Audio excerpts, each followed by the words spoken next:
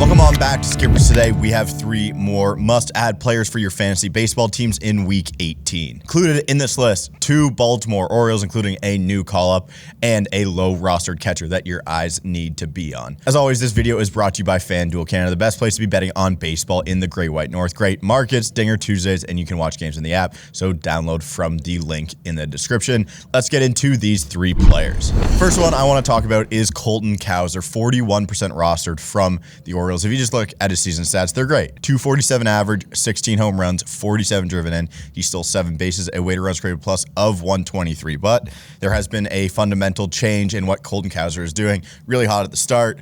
Again, he's a rookie, so a little dip in the middle here, and finally, again, figuring things out. So I was reading on Twitter recently, and one of their beat reporters said there was an interesting note on Colton Cowser. He switched after the All-Star break to a 34-inch bat, ditching his 33.5 he was using before, and since then, he has gone on a 13-game hitting streak. Cowser said it's only a half-inch difference, but a little bit heavier, slowing him down through the zone a little bit. And if you look at Colton Cowser during his 13-game hitting streak, he has 19 hits in that time for a 380 average, 4 home runs, 13 driven in, 12 runs, and a 1089 OPS. Alex Fast brought this together, looking at his bat speed pre and post All-Star break. Obviously, you're using a heavier bat, so it should be different. So if you look, his average bat speed pre-All-Star break, 74.1. Post-All-Star break, 73.1 full mile an hour difference. His fast swing percentage from 44.2% to 38.9%.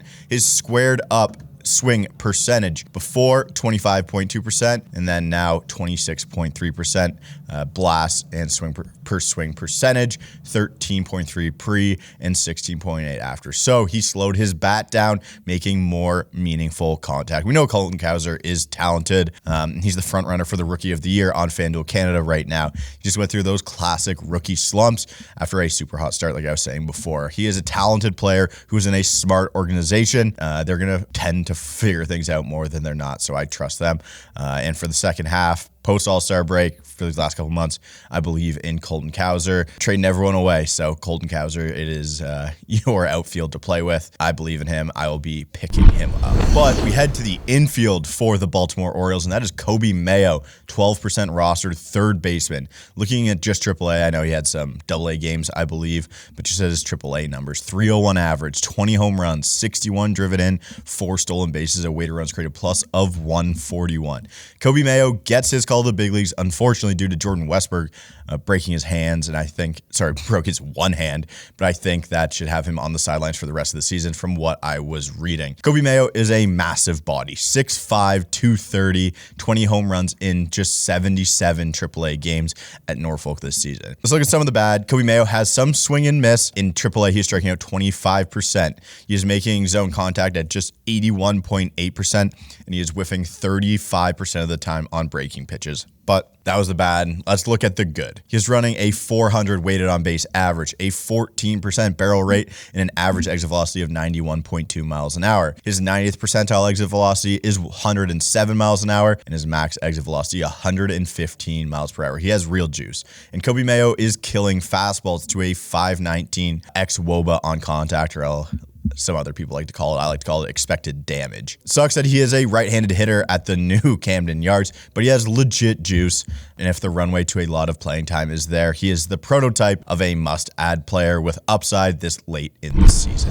Lastly, let's head to the catcher position for Freddy Fermin, 4% rostered, the Kansas City Royals. Looking at his numbers this season, a 308 average, 6 homers, 28 RBIs, no stolen bases, a 121 weighted runs created plus. Freddy Fermin has to be one of the quietest 120 weighted runs created plus guys in all of baseball. He's a 29-year-old Venezuelan catcher, obviously the less flashy of the catching options, but still put together a great season. He's played in 69 games this year, 59 coming at catcher and 10 at DH.